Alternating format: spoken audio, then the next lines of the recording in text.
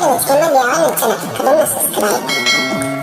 Danna alamar ƙararrawar sanarwa domin sanar da kai sabbin bidiyo da zarar an ɗora. Kada ka kwanta barci sai ka yi wannan haɗin domin inganta jima'i. Magidanta maza da dama suna yawan shan magungunan ƙarin kuzari kamin su kwanta barci da iyalansu. Irin waɗannan wani lokacin yana iya zama guba ne ga mai amfani da su. Mafi yawan mazan da suke mutuwa a yayin jima'i hakan na faruwa ne saboda irin magungunan da suke sha ne wanda yake tayar musu da cutar da suke fama da ita.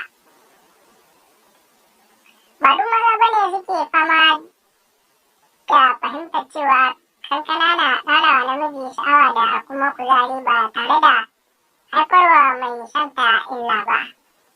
Ga wani haɗin kankana da duk magidanci idan zai mai da shi abun shan sha zai kasance cikin sha'awa da kuma ƙarfin azzakari.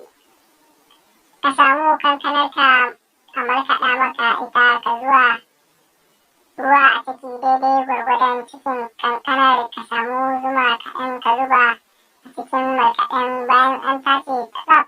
Daga nan sai ka samu ɗanyen madara na shanu idan babu ko a samu madarar ruwa idan babu ka samu maltina sai a gauraya su sosai.